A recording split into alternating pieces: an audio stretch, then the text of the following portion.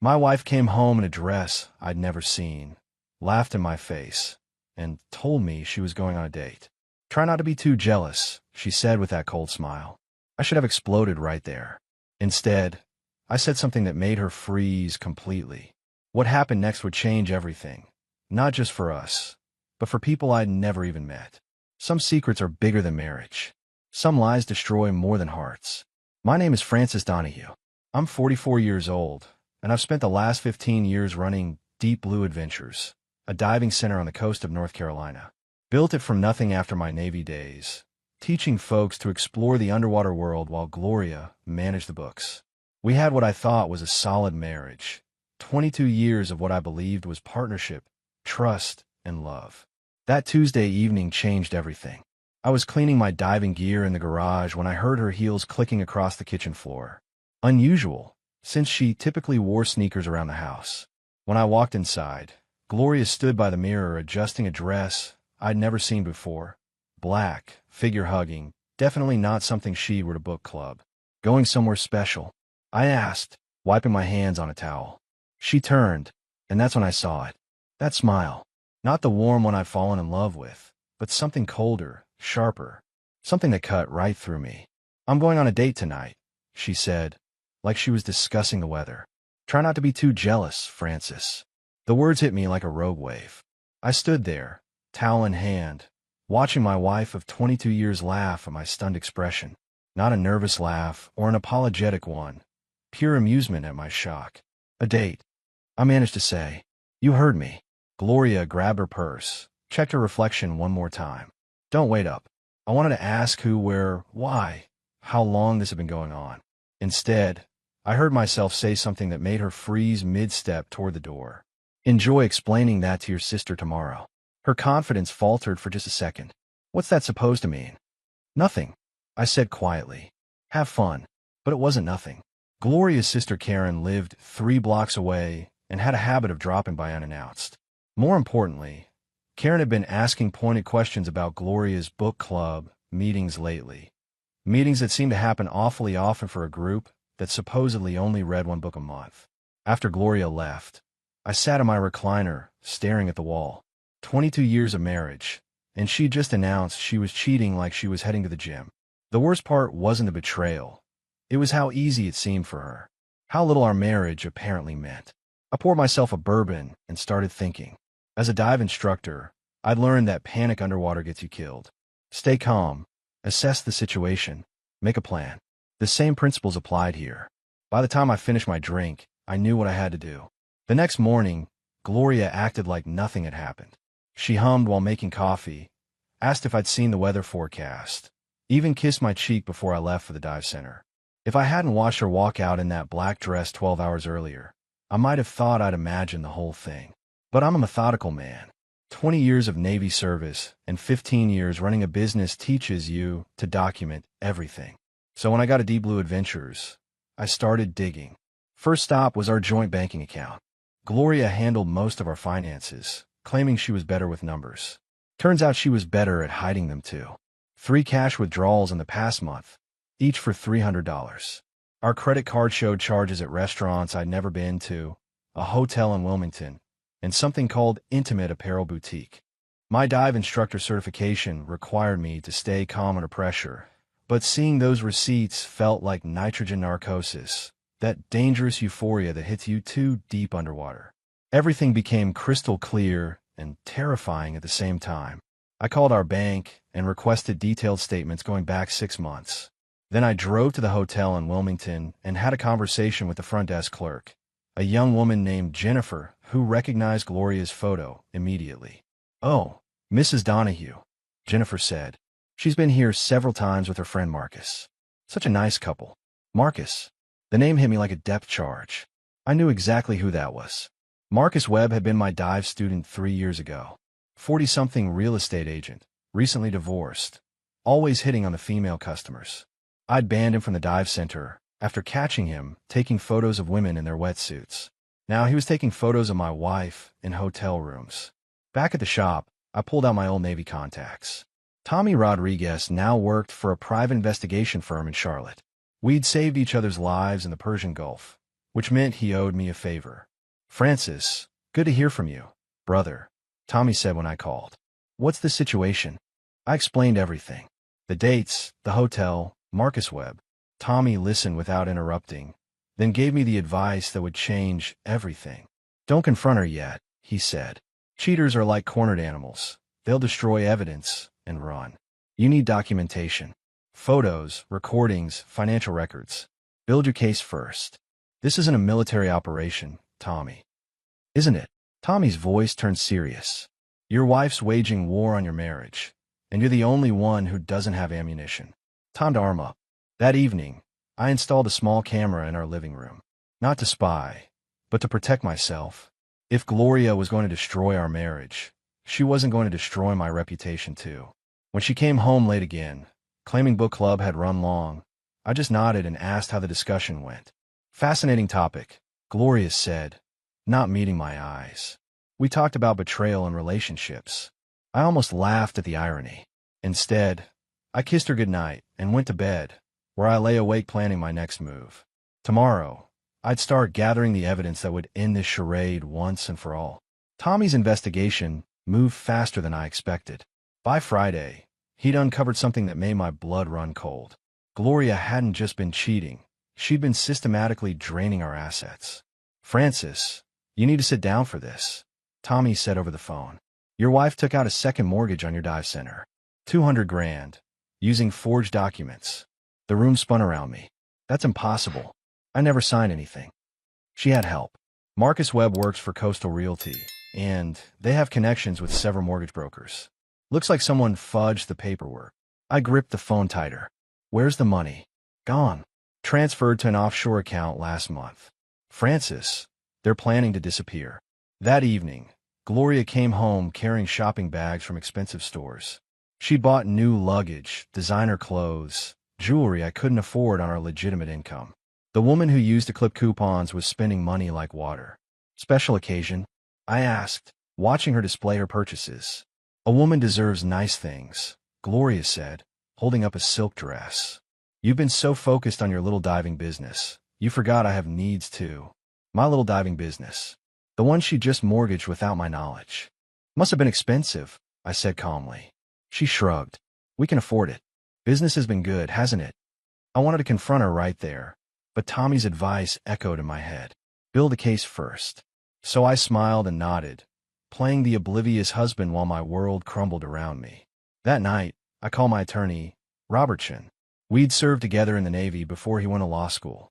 I explained the situation, and Robert's response was immediate. "Francis, this is fraud. Criminal fraud. We need to freeze your assets immediately and contact the authorities." "What about Gloria? What about her?" "She committed multiple felonies. Forgery, fraud, theft. She's looking at serious prison time." By Sunday morning, I had emergency court orders freezing all our accounts and preventing any further property transfers. I also discovered something else. Gloria's mother, Elizabeth, had no idea what her daughter was planning. Elizabeth called me that afternoon, her voice shaky. "Francis, Gloria mentioned something about moving to Florida with a new friend. She asked me to wire her $10,000 for a business opportunity. Something doesn't feel right." I told Elizabeth everything. About Marcus, the affair, the stolen money. By the end of our conversation, she was crying and apologizing for her daughter's betrayal. "I raised her better than this," Elizabeth said. "What can I do to help?" That's when I knew I had an ally in the family. And that's when my plan truly began to take shape.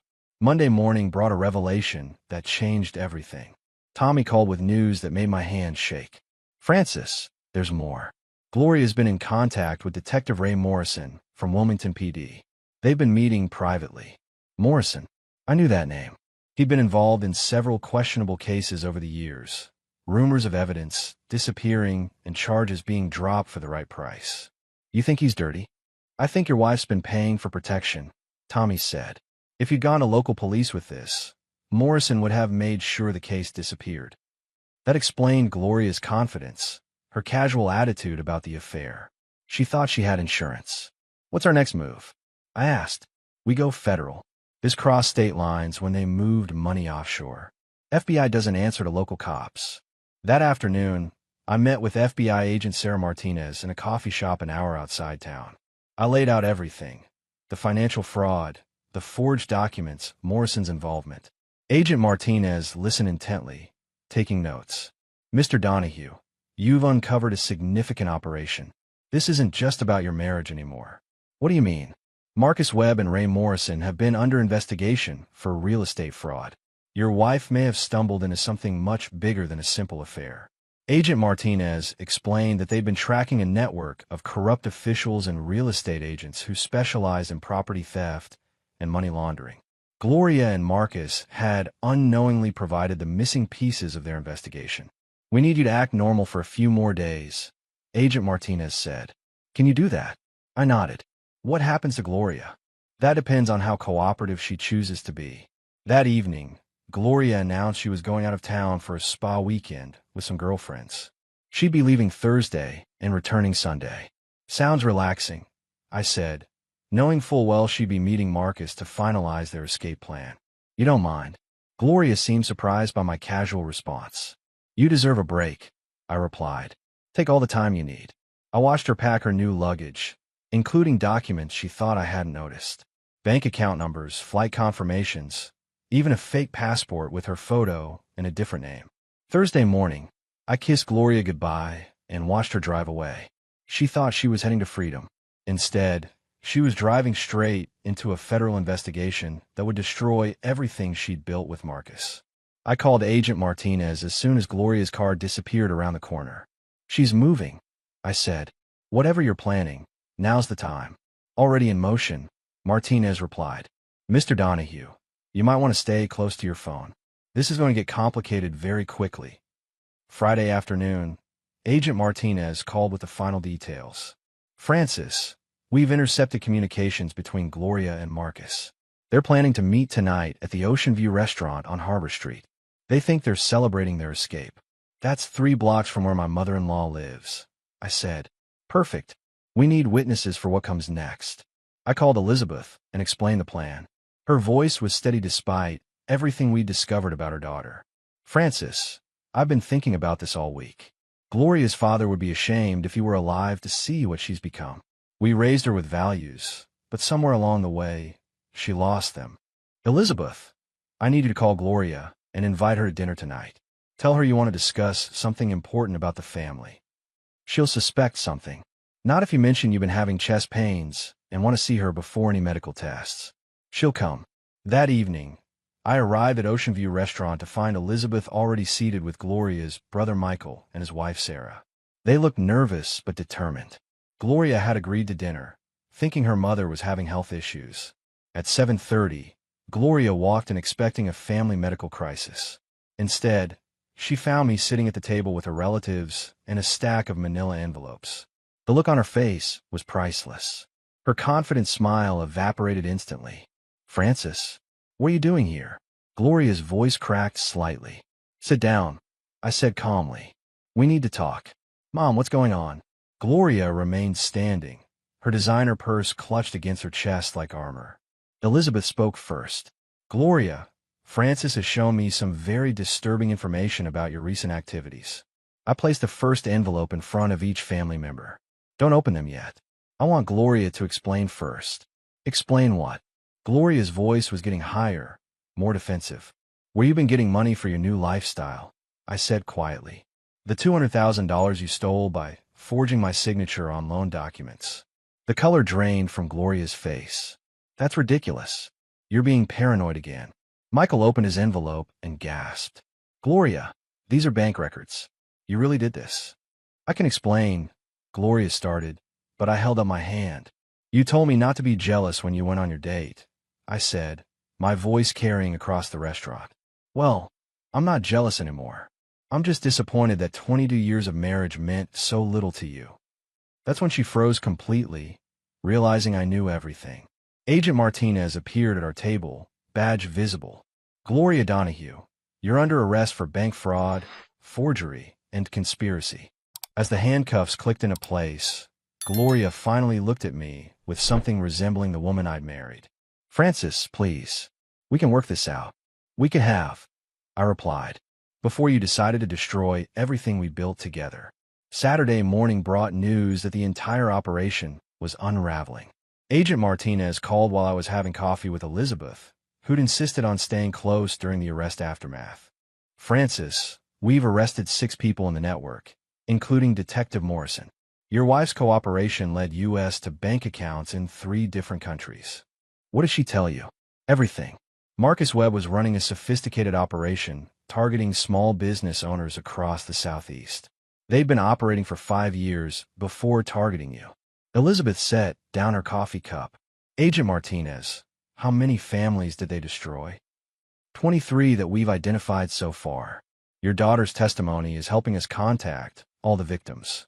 I felt sick thinking about other men who'd gone through what I experienced. Families torn apart by calculated deception.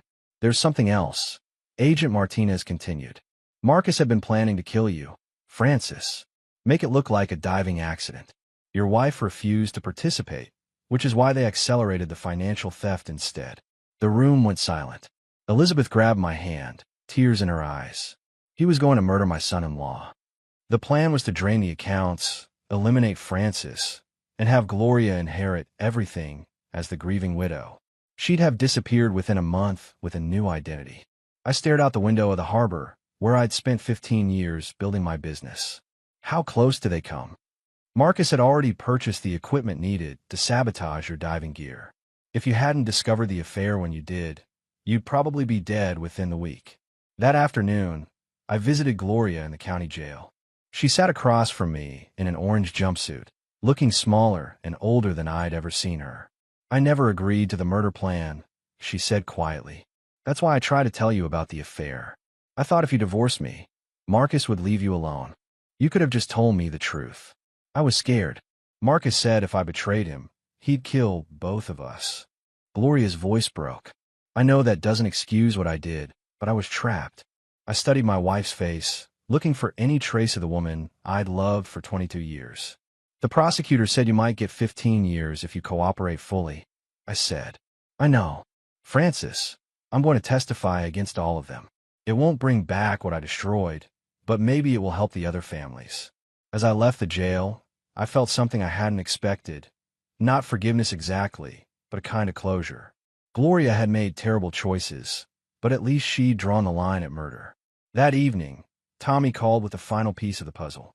"Francis, the FBI recovered most of your money. The offshore accounts are being frozen and the funds returned to victims. You might actually come out of this financially intact. What about Deep Blue Adventures? The business is yours. The forged mortgage is void, and the insurance company is covering the legal costs. You can rebuild." For the first time in weeks, I felt like I could breathe again. 3 months after Gloria's arrest, I stood on the deck of my boat watching the sunrise over the Atlantic.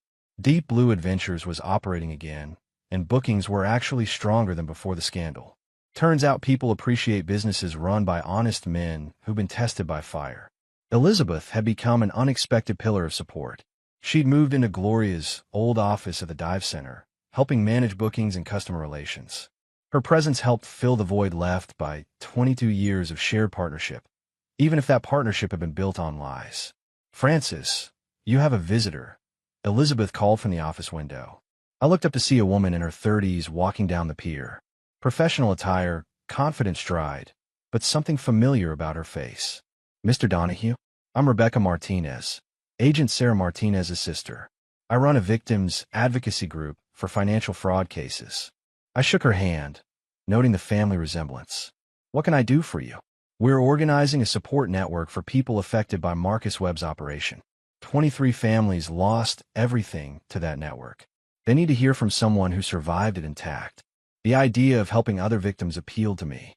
These men had gone through exactly what I'd experienced: the betrayal, the financial devastation, the questioning of every memory. What would that involve? Speaking at support meetings, sharing your story, showing them that recovery is possible. Many of these men are contemplating suicide, Francis. They feel like failures. That afternoon, I attended my first support group meeting at a community center in Raleigh. 12 men, ages ranging from 35 to 60, all with the same haunted expression I'd seen in my mirror 3 months earlier. "Gentlemen, this is Francis Donahue," Rebecca said. His wife was part of the web network. but he managed to expose the operation and recover his assets. A man named David spoke first. How did you know something was wrong? I lived with my wife for 8 years and never suspected anything. I didn't know, I admitted. I got lucky.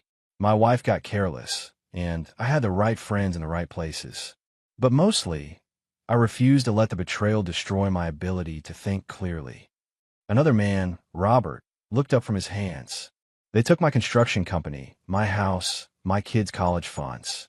Everything I built over 15 years gone. The FBI recovered 70% of the stolen assets, I said. You'll get most of it back. But what about trust? Asked a third man. How do you ever believe in anyone again? That was the question I've been wrestling with myself. You don't start with trust, I said. You start with verification. You build trust slowly, with people who earn it through consistent actions over time. After the meeting, Robert approached me privately. Francis, I heard your mother-in-law helped expose her own daughter. That must have been difficult for everyone. Elizabeth chose what was right over what was easy, I replied. That's the kind of person you could trust, someone willing to do the hard thing when it matters. That evening, I called Elizabeth to tell her about the support group. Francis, I'm proud of you for helping those men, she said. Gloria destroyed a lot of lives, but you're helping rebuild them. We're helping rebuild them, I corrected. I couldn't do this without your support. As I hung up, I realized something important. The network of lies that had surrounded my marriage was being replaced by a network of truth and mutual support. That felt like genuine progress. 6 months after the arrests, I received an unexpected phone call that would change everything again. Francis, this is Captain Jennifer Walsh from the Coast Guard Investigative Service. We need your expertise on a case involving underwater evidence recovery. What kind of case?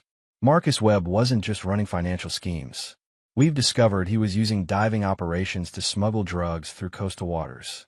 We need someone with your technical diving skills and investigative experience. The irony was perfect. The skills Marcus had tried to destroy were now being used to expose his broader criminal activities. That afternoon, I met Captain Walsh at the Coast Guard station. She showed me underwater footage of sealed containers attached to artificial reefs, the same reefs where I'd been teaching diving for 15 years. We believe Webb's network has been using recreational dive sites to transfer contraband, Walsh explained. They'd hide packages underwater during legitimate diving excursions, then retrieve them later. How can I help? We need someone who knows these waters intimately and can spot unusual underwater modifications. Someone the local diving community trusts. I studied the footage, recognizing several sites where I'd taken customers. The thought that drug smugglers had been operating in my territory while I was obliviously teaching families to explore marine life made my blood boil. When do we start? The investigation took 3 weeks. Using Deep Blue Adventures as cover, I guided Coast Guard divers to suspicious sites while maintaining normal business operations. We discovered 17 hidden caches containing cocaine, heroin, and illegal weapons. The final breakthrough came when we found Marcus's personal diving logs hidden in a waterproof container. They detailed 5 years of smuggling operations, identifying corrupt harbor officials, and documenting bribes paid to local law enforcement. Francis, this evidence is going to destroy the entire coastal smuggling network, Captain Walsh said as we surfaced from the final dive. You've helped us solve crimes spanning multiple states. That evening, Elizabeth and I sat on the dive center's deck, watching the sunset paint the water golden. Your father will be proud, Elizabeth said. You turned something terrible into an opportunity to help others. Gloria's father, you mean? No, Francis. Your father. He raised a man who fights for what's right, even when it's difficult. I thought about that for a long time. My own father had died when I was in the Navy, before he could see me build Deep Blue Adventures or marry Gloria. Maybe he would have been proud of how I'd handled the crisis. Elizabeth, I've been thinking about expanding the business, adding a victims advocacy component, working with law enforcement on marine investigations. That sounds perfect, she said. You found your true calling. 2 weeks later, the local newspaper ran a feature story about Deep Blue Adventures' role in exposing the smuggling network. The headline read, Local dive instructor helps Coast Guard bust multi-state drug ring. Bookings doubled overnight. Apparently, customers wanted to learn diving from someone who'd proven his character under pressure. More importantly, I'd found a new sense of purpose. The betrayal that had nearly destroyed me had actually revealed strengths I didn't know I possessed. 1 year after Gloria's arrest, I stood in a federal courthouse watching her receive her final sentence. 15 years for fraud, conspiracy, and racketeering. Marcus Webb got life without parole for murder conspiracy and drug trafficking. Detective Morrison received 25 years for corruption and evidence tampering. Elizabeth sat beside me, her hand steady on my arm as the judge read the verdict. Her daughter's choices had destroyed their family, but Elizabeth had chosen justice over blood loyalty. The court recognizes that Mrs. Donahue's cooperation was instrumental in dismantling this criminal network, Judge Harrison said. However, the severity of these crimes demands substantial punishment. Gloria looked back at us one final time before the bailiff led her away. I saw neither the woman I'd married nor the stranger who'd betrayed me, just someone who'd made choices that destroyed multiple lives, including her own. After the sentencing, Agent Martinez approached us in the courthouse hallway. "Francis, the final asset recovery is complete. Between the offshore accounts and seized properties, we've recovered 87% of the stolen funds for all victims. What about the other 13%? Gone. But that's still the highest recovery rate we've ever achieved in a case this complex." That afternoon, Elizabeth and I returned to Deep Blue Adventures. The business had grown beyond anything I'd imagined during my marriage. We now operated 3 boats, employed 8 dive instructors, and had contracts with both the Coast Guard and the FBI for underwater investigations. "Francis, I have something to tell you," Elizabeth said as we watched the sunset from the office deck. "I've been accepted to the Police Academy's Civilian Investigator Program." I stared at her in surprise. "Elizabeth, you're 62 years old." "Exactly. I have life experience these young investigators lack. Plus, someone needs to help families navigate the aftermath of financial crimes." The idea of my former mother-in-law becoming a criminal investigator seemed surreal, but it also made perfect sense. She'd proven her integrity when it mattered most. "Does this mean you're leaving Deep Blue Adventures?" "Not leaving. Expanding our services. Imagine a dive center that also provides victim advocacy and financial crime consultation." That evening, I called Rebecca Martinez to discuss integrating victim services into our business model. "Francis, you're creating something unique," Rebecca said. "A business that survived criminal attack and transformed into a force for justice. That's powerful." As I hung up the phone, I realized that Gloria's betrayal had accidentally created something valuable. Deep Blue Adventures wasn't just a diving business anymore. It was proof that honest people could survive sophisticated attacks and emerge stronger. The marriage might have been fake, but what I'd built from its ashes was completely real. 2 years after Gloria's conviction, I stood on the deck of our newest boat, the Truth Seeker, watching my newest dive student practice equipment checks. She was nervous but determined, exactly the attitude needed for both diving and recovery from betrayal. Her name was Amanda Wells, a marine biologist who'd lost her research funding to a romance scammer 6 months earlier. She joined our victim support program and decided to learn diving as part of her healing process. "Mr. Donahue, I'm still afraid I'll panic underwater," Amanda said, adjusting her mask. "Fear is healthy," I replied.